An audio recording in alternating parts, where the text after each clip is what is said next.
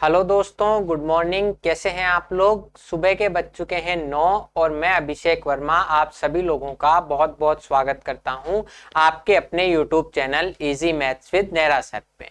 मौसम हो रहा है बहुत शानदार अभी जयपुर में, जहां मैं शूट कर रहा हूं, तो हो रही है बारिश। तो अभी जो है इस मौसम में, इस शानदार समय में, हम इस समय का सदुपयोग करते हुए, इस समय को बिल्कुल वर्थ इट बनाते हुए, यूज करते हुए अभी हम एसआई सीआई पढ़ रहे हैं। तो आज जो है हमारी सिंपल इंटरेस्ट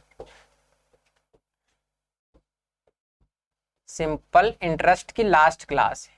कल से हम कंपाउंड इंटरेस्ट शुरू करेंगे, क्योंकि सिंपल वे से आपका मैथ में इंटरेस्ट हो चुका है। अब इसको कंपाउंडली हम कैलकुलेट करेंगे, कंपाउंड तरीके से बढ़ाएंगे। तो कंपाउंड शुरू करने के लिए पहले आज सिंपल इंटरेस्ट खत्म करना पड़ेगा। उसके लिए आज जो है जो भी क्वेश्चन है हम सॉल्व करेंगे और उसके बाद डिस्कस करते हुए इस क्लास को खत्म करेंगे। तो आइए आज की क्लास शुरू करते हैं सिंपल इंटरेस्ट साधारण ब्याज के एक शानदार लाजवाब सवाल के साथ, जो आपकी कंप्यूटर स्क्रीन पर हाजिर है। ये है 1 lakh rupees is kept for a boy of 12 years under a trust. कि एक लड़का है 12 साल का, उसके लिए 1 लाख रुपए एक ट्रस्ट के अंदर रखे हुए हैं। ट्रस्ट के अंदर रखे हुए हैं। जनरली क्या होता है, जैसे मान लो अगर कोई बच्चा है, उसके माता पिता उसके वयस्क होने के पहले खत्म हो गए हो, उसके वयस्क होने से पहले एक्सपायर हो गए हैं दोनों, तो उसको अगर कोई संभालने वाला नहीं है तो वो ऐसे जनरली इन ट्रस्ट के अंदर पैसे छोड़ जाते हैं। तो उन ट्रस्ट में क्या वो पैसे छोड़ देते हैं और वो जो है साल दर साल बढ़ते रहते हैं और 18 साल के होने के बाद उसको दे देते हैं। तो ये जनरली उस केस में होता है। तो 12 साल के एक बच्चे के लिए 1 लाख रुपए छोड़े हैं। Does he invest the money at 6% per annum. Sorry, ये है trustee. Trustee invests the money at 6% per annum and minor boy is given 2500 as pocket money at the end of each year। जो trustee है उसे, जो trust चलाता है, उस trustee ने क्या करा, इस राशि को 6% पर एनम से इन्वेस्ट कर दिया। 6% पर एनम से इन्वेस्ट कर दिया, 6 साल के प्रतिवर्ष साधारण ब्याज पर इन्वेस्ट कर दिया 6% के, और उसको उस व्यक्ति को हर साल 2500 रुपए पॉकेट मनी दे देते हैं। साल के एंड में 2500 रुपए दे देते हैं पॉकेट मनी के। Expenses of trust is 500 per year. और इस ट्रस्ट को चलाने के लिए भी एक्सपेंस लगता है 500 पर ईयर। देखो ट्रस्ट भी है ना, जनता के पैसों से ही चलते हैं, तो 500 रुपए इसको चलाने के लिए लगते हैं। What amount will be given to the boy when he attains the age of 18 years. कि जब वो बच्चा 18 साल का होगा तो उसको कितने रुपए मिलेंगे, हमें ये बताना है। कि 12 वर्ष का एक लड़का है, उसके लिए न्यास का मतलब होता है ट्रस्ट। ट्रस्ट के अधीन है ना 1 लाख रुपए छोड़े जाते हैं। इसको 6% पर एनम से इन्वेस्ट किया जाता है, जो ट्रस्ट में पैसा पड़ा है उसको। तो इसको इन्वेस्ट किया जाता है। और जो व्यक्ति है अवयस्क लड़का है, जो लड़का है 18 साल से छोटा, उसको अवयस्क बोलते हैं। तो उसको 2500 रुपए हर महीने हर साल दिए जाते हैं। 500 रुपए ट्रस्ट का खर्चा आता है। तो जब वो 18 साल का होगा उसको कितना पैसा मिलेगा? तो देखो उसको 1 लाख रुपए तो वो मिलेंगे जो इन्वेस्ट किए थे, प्लस ये 6% पर एनम हर साल ब्याज आता है। 6% हर साल ब्याज आता है, तो उसको इसका ब्याज भी मिलेगा। तो ब्याज मिल जाएगा। लेकिन जो ये खर्चा हो रहा है ना, इसको 2500 रुपए दे रहे हैं, 500 रुपए ट्रस्ट का खर्चा, ये भी उसी में से निकल रहा है। तो वो कैलकुलेट करके हम बता देंगे। देखो इसके 6% हर साल ब्याज मिलता है। अभी कितने साल का है ये? 12 साल का। देखो आसानी से करेंगे, जितना बड़ा सवाल है उतना बड़ा भी आंसर नहीं होगा हमारे। 12 साल का लड़का है, 6% हर साल ब्याज मिलता है, तो 18 साल का होने पर कितने मिलेंगे? 12 साल का भी है तो 18 साल का होने तक मतलब उसको 6 साल का ब्याज मिलेगा। 18 साल बाद तो वो चाहे इसका कुछ भी करे, वो इसकी गाड़ी लाए, अपनी स्टडी में लगाए या कुछ भी करे, ट्रस्ट को उससे कोई मतलब नहीं है। अभी 12 का है और 18 पे कितने मिलेंगे? तो इसको 6 साल मिलेगा टाइम। तो इसका टाइम तो हो गया 6 ईयर्स। ये 12 साल का है, 18 साल तक का होने के लिए हमें काउंट करना है, तो 6 साल टाइम हो गया। और रेट होगी 6% पर एनम। इसको हर साल 6% पर एनम से मिलता है। बिल्कुल इजी है कि हमें 6 साल तक हर साल 6% मिलता है, तो इंटरेस्ट हो जाएगा 36%। इंटरेस्ट हो जाएगा 36%। 6 साल तक हर साल 6% इंटरेस्ट मिलता है, तो इंटरेस्ट हो गया 36%। तो कितना हो जाएगा? 1 लाख का 36%। 1 लाख का 36%।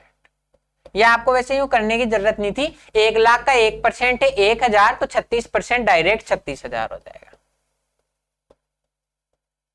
यही तो हुआ कि 1 लाख रुपए का 36% 36,000। अब देखो हर साल इसको 2,500 रुपए तो छोरे को दे देते हैं, जो व्यक्ति है लड़के को दे देते हैं, और 500 रुपए उसको खर्चा आता है ट्रस्ट चलाने का।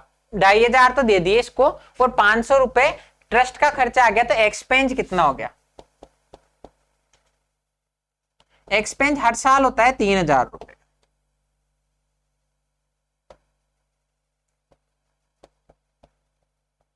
एक्सपेंस कितना होता है? 3,000 रुपए का हर साल, तो 6 सालों में कितना हो जाएगा? 18,000। 18,000 रुपए हर साल। 2,500 तो लड़के को दे देते हैं और 500 रुपए ट्रस्ट का खर्चा आ जाता है, तो 3,000 रुपए हर साल खर्च हो जाते हैं। तो टोटल 6,000 में 6 साल में 18,000 रुपए खर्च हो जाएंगे। 36,000 टोटल ब्याज से इन्होंने कमाए, जिसमें से 18,000 खर्च कर दिए, तो बचा कितना? 18,000। तो जो इसको मिलेगा अमाउंट, इस लड़के को अमाउंट कितना मिलेगा 18 साल का होने पर? 1 लाख तो वो, और 18,000 जो इसके ब्याज से इसको मिले, 1,18,000। Option number B bank of Baroda answer हो गया। क्या किया हमने? बिल्कुल आसानी से कर रहे हैं कि 6 साल तक हर साल 6% ब्याज मिलता है, तो 36% के हिसाब से 36,000 रुपए ब्याज मिल जाएंगे।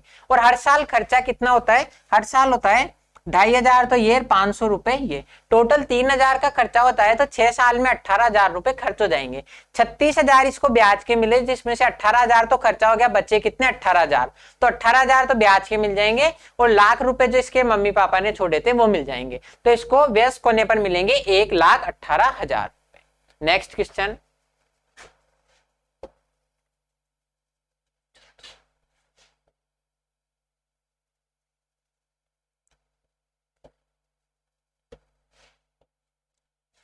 Ankur borrowed some money from Megha at 8% per annum simple interest and twice the amount from Harshita at 9% per annum simple interest।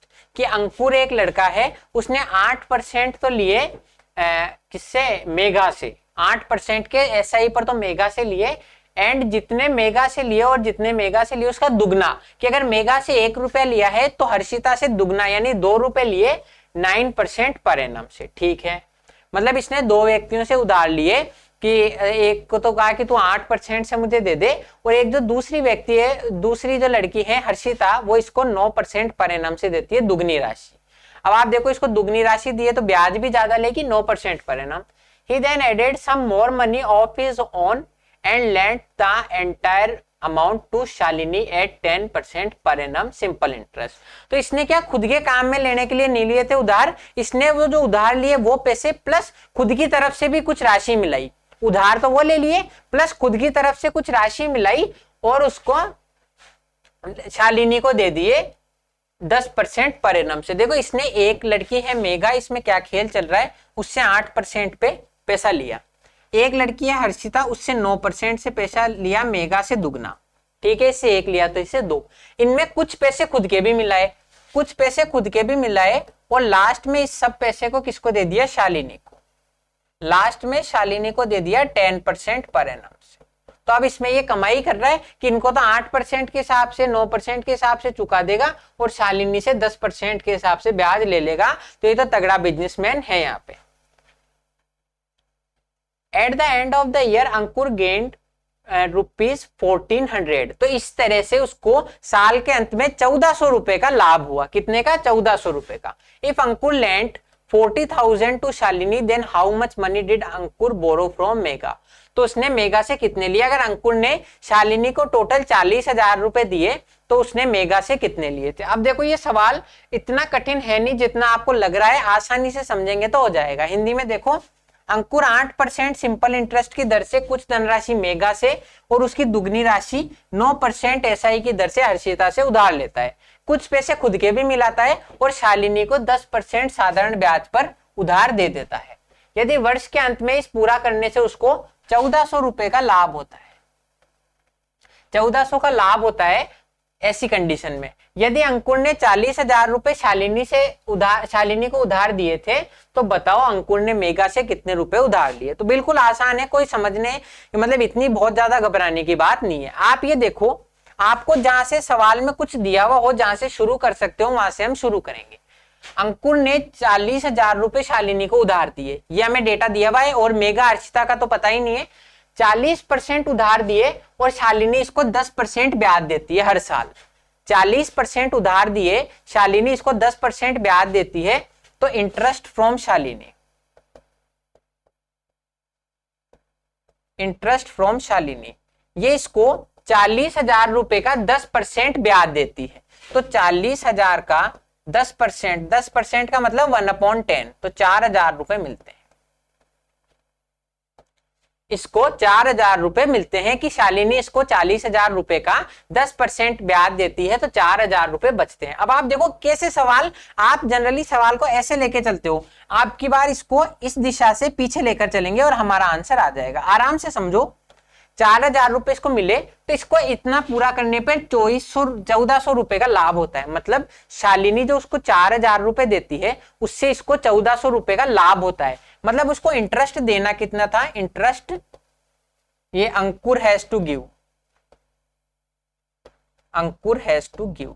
मतलब अगर इसको मान लो 4,000 रुपए मिले, इसमें 1400 रुपए तो इसके घर में बच गए, 1400 रुपए तो घर में बच गए। मतलब इसको उनको कितने रुपए चुकाने थे, 4,000 माइनस 1400 तो 2600 रुपए। ये आया या नहीं आया समझ में कि हमने क्या किया, अंकुर को शालिनी से 4,000 रुपए ब्याज मिले, इसमें से 1400 रुपए तो उसके लाभ के बच गए। मतलब उसको चुकाने कितने थे, 2600 रुपए, 2600 रुपए चुकाने थे। अब आप देखो, अब आप इसको, आपको इंटरेस्ट तो पता पड़ गया, अगर रेट ऑफ इंटरेस्ट से सही निकाल दो तो आप राशि भी निकाल सकते हो। अंकुर ने 8% की धनराशि कुछ उधार ली थी, तो मैंने यू मान लिया मेघा के पैसे मैंने मान लिया X रुपए। आप लिख लेना पूरा, माना अंकुर ने मेघा से X रुपए उधार लिए थे, माना अंकुर ने मेघा से X रुपए उधार लिए थे, यही किया था इसने। तो हर्षिता से कितने लिए, 2X। अपने आप ही हो गया कि अगर अंकुर ने मेघा से X रुपए उधार लिए थे तो हर्षिता से हो गए 2X रुपए, क्योंकि इसमें सवाल में दिया हुआ है कि जितनी राशि मेघा से उधार लेता है उसकी दुगनी हर्षिता से उधार लेता है। अब आप देखो, बिल्कुल हमें पता है इसका इंटरेस्ट है 2600 रुपए, हमें पता है इसका इंटरेस्ट है 2600 रुपए। तो आप देखो, ये अकॉर्डिंग टू क्वेश्चन कर रहे हैं, एक्स पे तो 8% ब्याज लगता है। इस एक्स जो मेगा से उधार लिए हैं उसका 8% प्लस जो 2x राशि इससे लिए, 2x राशि लिए हर्षिता से, उस पे 9% का ब्याज लगता है। उस पे कितना लगता है, 9%, 2x का 9% बराबर है 2600 रुपए। यही तो इंटरेस्ट है कि x पर 8% से ब्याज प्लस 2x राशि पर 9% से ब्याज 2600 रुपए है, क्योंकि 4,000 में से 1400 तो खुद के बच गए, बचे 2600। तो इसको हल कर लो, x का हो गया 26%, ये 8 तो ये हो गया, और 9 दूनी 18, ये 2x का 9% है। परसेंटेज को छोड़ दो, 2x इंटू 9/100, परसेंटेज को अगर ऐसे कन्वर्ट करें तो इसको x इंटू 18/100 भी लिख सकता हूं। x इंटू 18/100 यानी x का 18% हो गया, यही मैं आपको समझाना चाह रहा हूं। तो x का 8% तो हो गया, यहां से ये तो हो गया 8% प्लस 9 दूनी 18%, टोटल x के 26% की वैल्यू 2600 है। x के 26% की वैल्यू 2600 है, तो x की वैल्यू निकाल देंगे 10,000।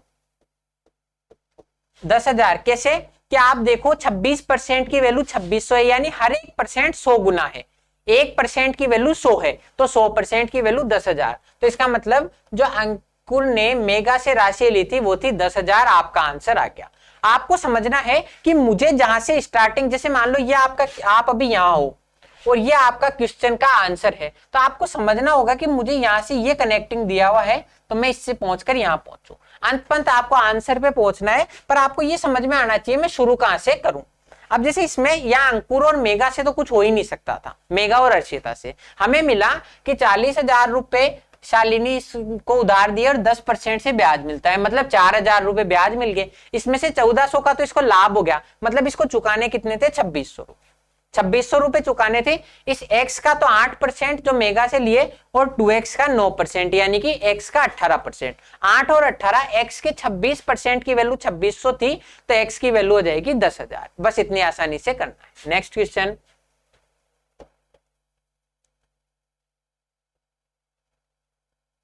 आसानी से करेंगे बिल्कुल, और आंसर भी करेंगे। मतलब यहाँ पर दोनों चीजें हैं, हमें आसान भी बनाना है और समझना भी है। Some amount was lent at 8% per annum simple interest. कुछ राशि है, हमें नहीं पता वो राशि कितनी है, वो 8% पर एनम की दर से उधार दी गई है, ठीक है। After 1 year 10,944 are withdraw and the remaining of the amount is repaid at 6% per annum at the end of second year. इसने क्या किया, पहले साल तो 8% के हिसाब से राशि दी हुई थी, फिर दूसरी साल क्या हुआ, इसने 10,900 रुपए तो उसमें से चुका दिए। जिसको राशि दी थी उसने 10,944 रुपए 10,944 रुपए तो चुका दिए, और जो बची हुई राशि थी, बची हुई राशि को 6% पर एनम से अगले साल के लिए रख दिया। पहली कंडीशन ये थी कि पहले साल इसने राशि दी 8% पर एनम से, फिर उसमें से कुछ राशि तो चुका दी, बची हुई जो राशि थी उसको नेक्स्ट ईयर के लिए छोड़ दिया 6% पर एनम से। ये कंडीशन हुई है, ठीक है। If the ratio of first year interest to the second year interest is 28:9, कि पहले साल जो इसने इंटरेस्ट चुकाया रेशो, दूसरे साल जो इंटरेस्ट चुकाया उनका रेशो जो है अनुपात 28:9 है। Then find the amount that was lent initially, तो प्रारंभ में जो उधार दिया था वो ज्ञात करो। हिंदी में देखो, कुछ धनराशि 8% के दर से उधार दी हुई है, एक साल बाद 10,944 रुपए तो चुका दिए, और बचा हुआ जो मिश्र धन है उसको 6% की दर से उधार छोड़ दिया। पहले साल के इंटरेस्ट और दूसरे साल का इंटरेस्ट का रेशो 28:9 है, तो हमें वो राशि ज्ञात करनी है। बिल्कुल आसान है, पहली बार देखने में थोड़ा सा कठिन लगता है, लेकिन अगर हम सही से समझें तो यूं चुटकियों में जितना ये सवाल आपके, जितना बड़ा सवाल है उतना भी टाइम नहीं लगेगा। तो ये कह रहा है पहले साल 8% की दर से ब्याज चुका रहे हैं, 8% की दर से ब्याज चुका रहे हैं। 8% का मतलब है 2/25। 8% की फ्रैक्शन वैल्यू कितनी है, 2/25। इसका मतलब अगर मेरा प्रिंसिपल 25 था तो मैं अमाउंट कितना चुकाऊंगा, 27। अगर मेरा प्रिंसिपल 25 था और मैं 8% की इंटरेस्ट से 8% की रेट से उसमें इंटरेस्ट दे रहा हूं, तो 27 उसका अमाउंट चुकाऊंगा, कि 25 तो वो प्लस 2 रुपए ब्याज के चुका दूंगा, तो 27 इसमें चुकाऊंगा, ठीक है। दूसरी साल क्या कह रहा है, दूसरी साल में है 6% पर एनम, ये फर्स्ट ईयर का है आपके। अब दूसरे ईयर की बात करते हैं, दूसरे साल है 6% पर एनम, तो 6% को मैं लिख सकता हूं 3/50। इसलिए आपको परसेंटेज की फ्रैक्शन वैल्यू और फ्रैक्शन की परसेंटेज वैल्यू याद होनी चाहिए, ताकि आप साइमल्टेनियसली परसेंटेज को रेशो और रेशो को परसेंटेज में आपस में कन्वर्ट कर सको। तो 50 पर 3 का ब्याज लग रहा है, मतलब दूसरी साल अगर मैं 50 रुपए लेता हूं तो 53 रुपए चुकाऊंगा। सेकेंड ईयर में अगर मैं 50 रुपए लेता हूं तो 53 रुपए चुकाऊंगा। यही हो रहा है, हमें ये रेशो दिया हुआ है, लेकिन हमें ओरिजिनल वैल्यू नहीं पता। तो हम ओरिजिनल वैल्यू बनाने के लिए क्या करेंगे, हमें एक हिंट दिया हुआ है कि पहले साल और दूसरे साल के ब्याज का अनुपात 28:9 है, कि पहले साल जो ब्याज चुका है उसका और दूसरे साल के ब्याज का अनुपात 28:9 है। अगर हम इनको 28:9 में कन्वर्ट कर दें, इसका मतलब हम कहीं ना कहीं ओरिजिनल वैल्यू की तरफ जा रहे हैं। तो यहाँ इंटरेस्ट है 2 रुपए का और यहाँ इंटरेस्ट है 3 रुपए का। यहाँ इंटरेस्ट है 2 रुपए का, यहाँ इंटरेस्ट है 3 रुपए का। इसका मतलब अगर मैं ओरिजिनल वैल्यू की तरफ जाना चाहूं तो मुझे इस 2 को तो बनाना होगा 28 और इस 3 को बनाना होगा 9। बस ये जिसने समझ लिया वो ये सवाल कर देगा। इस 2 को तो बनाना है 28 और 3 को बनाना है 9। तो प्रिंसिपल और अमाउंट का रेशो निकाल देंगे। 2 को 28 बनाना है यानी कि 14 से गुणा करूंगा। 2 को मुझे 28 बनाना है तो मैं 14 से गुणा कर दूंगा। तो 14 से गुणा कर दो, 25 × 14 350। 25 × 14 हो गया 350।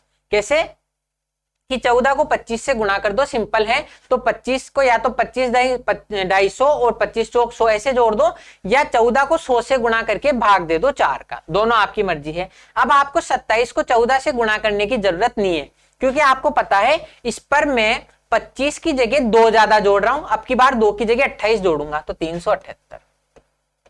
यही तो करना है कि 25 को मैंने 14 से गुणा किया, 27 को 14 से गुणा किया, तो आप 27 को गुणा क्यों कर रहे हो? 25 इंटू 14 है, उसमें 2 इंटू 14 जोड़ दो, 2 इंटू 14 जोड़ दो, अपने आप 27 इंटू 14 आ जाएगा। तो ये तो होगी फर्स्ट ईयर की कंडीशन।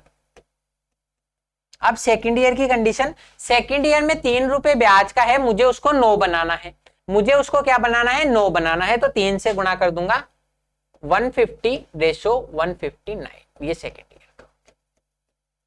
इसका मतलब अभी हमारे सवाल की कंडीशन पूरी फुलफिल हो रही है कि मैंने 8% की दर से ब्याज चुकाया है और यहाँ पर 6% की दर से ब्याज चुकाया है, और इसमें यह भी हमारी कंडीशन सेटिस्फाई हो रही है कि मैंने यहाँ पर 28 ब्याज चुकाया तो यहाँ पर 9 ब्याज चुकाया है। तो अब आप देखो इसमें कंडीशन ये कहना चाह रहा है कि इसने मान लो पहले राशि ली थी कुछ प्रिंसिपल, उसमें आपने पहली साल इंटरेस्ट चुकाया तो अमाउंट बन गया principal plus interest, principal plus interest. अब वो प्रिंसिपल प्लस इंटरेस्ट में से कुछ राशि तो इसने दे दी अमाउंट में से, मान लो एक्स राशि दे दी, तो बची हुई जो अमाउंट माइनस एक्स है उस पर ब्याज लगेगा। यही तो कह रहा है कि मैंने कुछ राशि आपको दे दी तो बची हुई राशि पर ब्याज लगेगा। तो अब हम इसको कर देंगे, इसका मतलब ये पहले 350 रुपए थे, 28 ब्याज लगने के बाद हो गए 378, इसमें से इसने कुछ राशि चुका दी तो बची कितनी राशि? सेकेंड ईयर के स्टार्टिंग में 150 रुपए, 378 राशि होगी थी, इसमें से कुछ इसने चुका दी, इसमें से कुछ राशि इसने चुका दी, यही तो कह रहा है। तो बची राशि 150 और 150 पे 6% से 9 रुपए ब्याज लग गया, यही कहना ये चाह रहा है। तो हमने कितनी राशि चुकाई? हमने कितनी राशि चुका दी? तो पेड की वैल्यू निकाल देंगे, 378 मेरा राशि होगी थी लेकिन बची कितनी? लास्ट में 150 ही, तो इसका मतलब मैंने 228 यूनिट राशि चुका दी। यही तो हो रहा है। क्यों मैं ये राशि निकाल रहा हूं? क्योंकि मुझे इस राशि का मान दिया हुआ है 10,944 कि मैंने इस कंडीशन को सेटिस्फाई किया कि अगर 28 और 9 का रेशो है, इसका मतलब 378 मेरी राशि होगी थी और सेकेंड ईयर के लास्ट में 150 ही बची, मतलब मैंने 228 यूनिट चुका दी है। तो इस 228 यूनिट की वैल्यू है सवाल में कितनी? 10,944 रुपए, 10,944 रुपए है। मुझसे पूछ रहा है जो शुरू में राशि उधार दी गई थी वो, तो 350 की वैल्यू निकाल दूंगा, 350 की वैल्यू निकाल दूंगा। 10,944 है अगर 228 की, तो 350 की क्या होगी? 350 की वैल्यू क्या होगी? बिल्कुल आसान है, आपको इसको कैलकुलेट करना है और आपका आंसर आ सकता है। अब आप देखो 228 का 10,944 में भाग जाना चाहिए, भाग जाना चाहिए, क्यों? इसका कारण मैं आपको बताता हूं। इसका भाग इसलिए जाना चाहिए तभी 350 से गुणा करने पर पूर्ण संख्या आएगी। आपको ऑप्शन भी देखने कि अगर यहां पर पॉइंटों में संख्या जाएगी कोई, अगर पॉइंटों में जाती है तो इतनी पूर्ण संख्या नहीं आ सकती 100 की गुणज के रूप में। इसका मतलब यहां पर संख्या जो है पूर्ण तरीके से विभाजित होगी, तो हम विभाजित करके देख लेंगे, बिल्कुल आसानी से आइडिया लग जाएगा। 10,944 में 228 का भाग देना है, तो आप देखो वैसे तो डायरेक्ट भी अंदाजा लगा सकते हो, ये भाग दे के देख लो, अच्छे से समझ में आएगा। 228 है और 1000 है, ये लगभग 250 के आसपास है और ये 1000 के आसपास है, तो 4 बार जाएगा। ये 250 के आसपास है, 1000 के आसपास, तो 4 बार जाएगा। 28 इंटू 4 112, 912 बार। 28 इंटू 4 हो गया 912, ये इसको घटा दो 1824। अब आपको देखो गुणा करके देखने की भी जरूरत नहीं कि 1824 कितने बार जाएगा। 912 का दुगना करना है, 912 को दुगना करना है, मतलब 4 गुना करा था तो 912 आएगा, इसका दुगना कर दो 8 गुना। 4 गुना करने पर आया था 912, इसका दुगना कर दो 8 गुना, तो 1824 चल जाएगा। यानी अगर मैं इसमें 10,944 में भाग दूं तो आएगा 48 इंटू 350 कर दो, 48 इंटू 350 कर दो, आपका आंसर आ जाएगा। तो अब आप इसको 48 से भी गुणा करने की जरूरत नहीं है, आपको किसी भी चीज को गुणा करने की जरूरत नहीं है। अगर आप थोड़ी सी समझदारी दिखाओ तो इसका आंसर आएगा 16,800। अब कैसे आया? आप चाहो तो इसको 48 से गुणा भी कर सकते हो, लेकिन अगर आप थोड़ी सी समझदारी दिखाओ, बहुत ज्यादा नहीं, तो आप 16,800 लिख सकते हो। कैसे? आप देखो 48 इंटू 350 है, मुझे 48 को 35 से गुणा करने में थोड़ा टाइम लग सकता है, लेकिन मैं इसको 12 इंटू 1400 तो लिख ही सकता हूं। इसको 4 से भाग दे दिया मैंने 12 और इसको 4 से गुणा कर दिया 35 इंटू 4 140, 12 इंटू 1400 लिख सकता हूं। अब 12 इंटू 14 करने की जरूरत ही नहीं है, 13 का स्क्वायर माइनस 1 कर दो डायरेक्ट। ये 13 प्लस 1 है और 13 माइनस 1 है, तो 13 का स्क्वायर माइनस 1 168 और 00 ऐसे के 16,800। ऐसे आपको करना है। देखो टाइम हर किसी को लगेगा कैलकुलेशन में, पर आप जितनी समझदारी दिखाओगे उतना कम टाइम लगेगा। कि 48 को क्यों करूं, 12 इंटू 1400 कर दो तो 16,800। ये आपका आंसर आ गया 16,800, B for bank of Baroda इस बार सही आंसर है। तो ऐसे समझना है, अगर आप हर एक चीज को समझदारी से करोगे तो आपके आंसर आ जाएंगे। हो सकता है कोई सवाल बड़े भी हो, लेकिन अगर आपकी अप्रोच अच्छी है तो आप उन सवालों में भी लीड ले जाओगे जो दूसरे कर रहे हैं उनसे ज्यादा।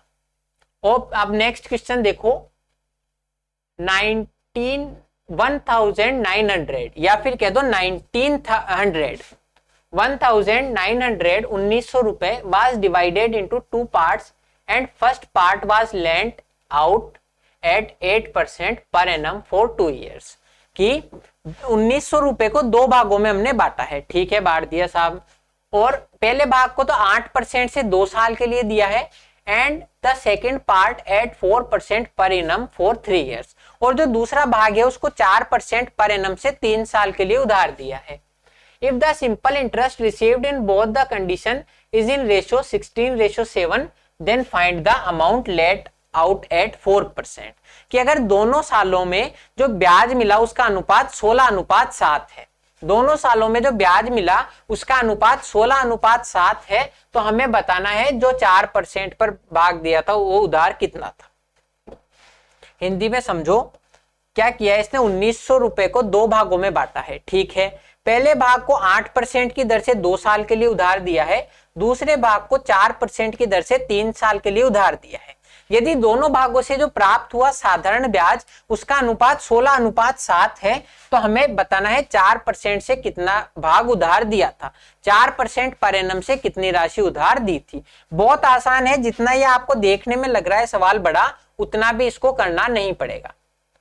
1900 रुपए को 2 भागों में बांटा है, मैंने मान लिया एक्स और वाई,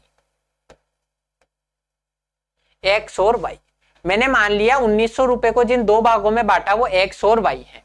तो जो पहला भाग है एक्स, इसको 8% प्रति वर्ष की दर से 2 सालों पे ब्याज दिया है। पहले भाग पे 8% पर एनम से 2 सालों में ब्याज दिया है, तो interest on first part, interest on x, x का 16%, कितना ब्याज मिलेगा एक्स पर, कि मैंने 8% पर एनम से दिया है 2 साल के लिए, तो 16% ब्याज मिलेगा।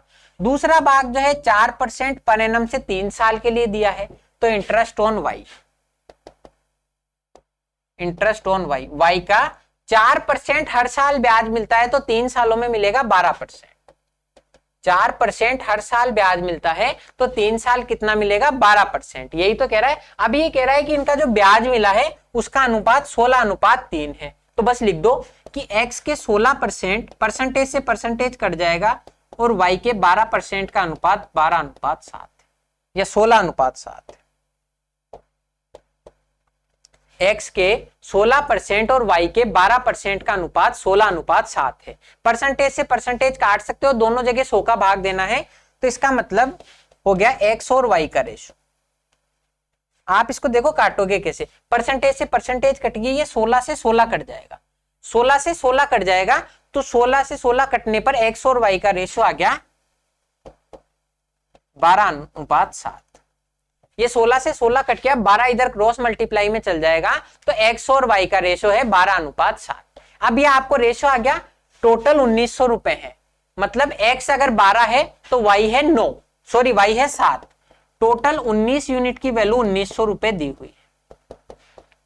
हर एक चीज 100 गुना है, कि पहली राशि अगर 12 थी तो दूसरी राशि मेरी 7 हो जाएगी, टोटल 19 यूनिट की वैल्यू 1900 है। हमसे पूछ रहा क्या है, 4% पर उधार दिया गया भाग, 4% पर कौन सा भाग दिया था हमने, y, तो y निकाल देंगे, 7 की वैल्यू हो जाएगी 700, y राशि या 7 यूनिट की वैल्यू हो जाएगी 700।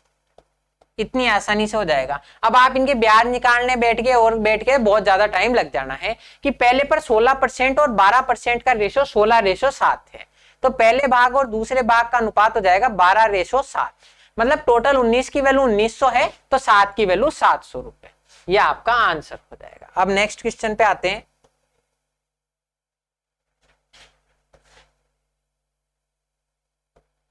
A man borrowed a total amount of 45,000।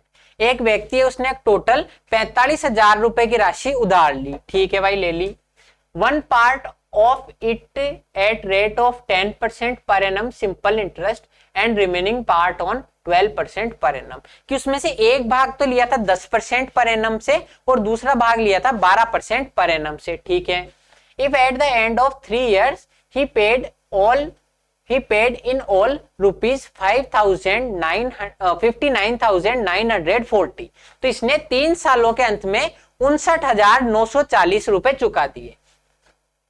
What was the amount borrowed at 12% पर एनम। तो 12% पर एनम से कितना रुपए उधार लिया था। बिल्कुल आसान है, थोड़ा सा आप एक बार समझो और चुटकियों में आंसर कर दोगे। क्या है सवाल, किसने 45,000 की राशि ली थी और 59,940 रुपए चुकाए। तो इंटरेस्ट कितना हो गया, 59,940 माइनस 45,000 तो हो गया 14,940। 14,940 रुपए इसने ब्याज के चुकाए। कितने सालों में, 3 साल में। टोटल 3 साल बाद इतने चुकाए तो इंटरेस्ट पर ईयर निकाल देंगे।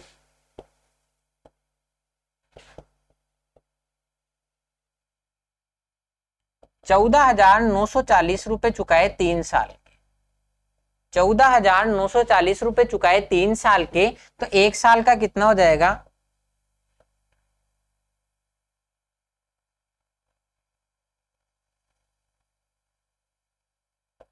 4980 रुपए।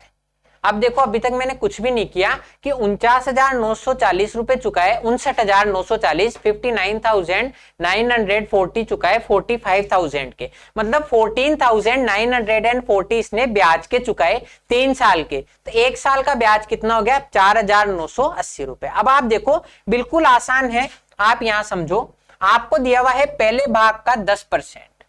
पहले भाग पर ब्याज कितना लगा है, 10%। दूसरे भाग पर ब्याज कितना लगा है, 12%। पहले भाग पर 10% लगा है, दूसरे भाग पर 12% लगा है, और ओवरऑल ब्याज भी पता है। पहले भाग पर 10% लगा है, दूसरे भाग पर 12% लगा है, ओवरऑल भी पता है। तो हम एलिगेशन से रेशो फाइंड कर सकते हैं या नहीं, एक बार कमेंट में बता दो मुझे। कि मैंने आपको बताया था दोनों का अलग अलग दिया हुआ हो, एक कमांड भी दिया हुआ है, तो रेशो के लिए हम एलिगेशन फाइंड कर सकते हैं। इसका मतलब हम एलिगेशन से लगा देंगे कि पहले भाग पर 10% की दर से ब्याज, दूसरे भाग पर 12% की दर से ब्याज को हमने मिलाया। किस अनुपात में, कि ओवरऑल मुझे 4,980 रुपए मिल जाए। अब आपके पास दो तरीके हैं, या तो आप इस 4,980 से परसेंटेज ज्ञात कर लो। 4,980 45,000 का कितना परसेंट है वो परसेंटेज ज्ञात कर लो। ये तरीका हो सकता है कि 4,980 से 45,000 में मुझे कितना परसेंट मिलेगा मैं वो ज्ञात कर लूं। या फिर आप देखो, परसेंटेज आप बनाओगे तो पॉइंटों में जाएगी, चीजें पॉइंटों में जाएगी। इससे अच्छा है कि आप इन्हीं को परसेंटेज में कन्वर्ट कर लो। आप इसको परसेंटेज बनाने के लिए 45,000 का भाग दोगे और 100 से गुणा करोगे तो पूरा परसेंटेज में आ जाएगा। मैं कहता हूं परसेंटेज का टंटा ही खत्म करो, आप इन्हीं को ओरिजिनल वैल्यू में कन्वर्ट कर लो, 10% और 12% को। कि रेशो ही तो आ रहा है, आप चाहे परसेंटेज में रेशो निकालो चाहे ओरिजिनल वैल्यू में रेशो निकालो, बात तो वही आएगी। यहाँ तो रेशो ही है, यहाँ लाके मैं परसेंटेज से परसेंटेज काट दूं तो इससे बढ़िया है आप इसको पूरे को परसेंटेज में कन्वर्ट कर लो, पूरे को परसेंटेज में कन्वर्ट कर लो। तो हम पूरे को परसेंटेज में ही कन्वर्ट कर लेंगे, इसको परसेंटेज में कन्वर्ट कर लो। तो इसको मैं आगे यहां लिख सकता हूं 45,000 का 10%, 45,000 का 10% कितना होगा, 4,500।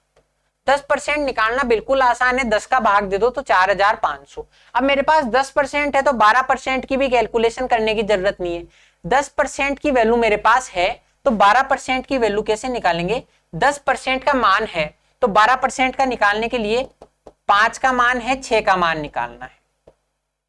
10% और 12% का रेशो क्या है, 5:6। मेरे पास 5 की वैल्यू है तो 6 की वैल्यू निकाल दो। 5 की वैल्यू है 4500 तो 6 की वैल्यू आ जाएगी 5400। ऐसे आप निकाल सकते हो, या आप 12% निकालना चाहो तो 450 को 12 से गुणा कर लो। लेकिन सबसे बढ़िया है 10% का मेरे पास मान है, तो 12% का मतलब 5 की जगह 6 करना है, तो 9 पंजे 45 की जगह 9 6 54 कर दो। इन दोनों को मिलाने पर ब्याज मिलता है 4980 रुपए। दोनों को मिलाने पर 4980 रुपए मिलता है, तो इनका रेशो निकाल देंगे। रेशो हो जाएगा, ये तो हो गया 480 रेशो, ये हो गया 20 420, तो इनका रेशो हो गया 420 रेशो 480। 420 रेशो 480 डायरेक्ट 20 से कट रहा है 21 रेशो 24। 21 रेशो 24। आगे और भी कट सकता है, लेकिन मैं क्यों नहीं काट रहा बताऊंगा आपको अभी।